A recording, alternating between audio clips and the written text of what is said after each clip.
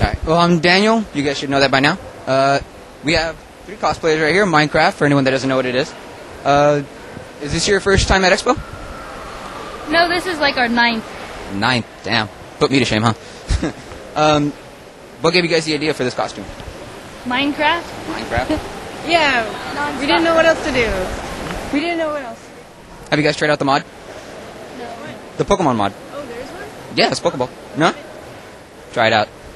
Alright, your turn. All right, guys. What made you guys want to do this year, you know? So, for the whole get up for this cosplay. Boxes are easy to put together. There's a lot of painting and not much else. We've just been playing hours of Minecraft, so this was the main game that we've been playing for the summer. We definitely wanted to make a costume out of it. Right, that's cool.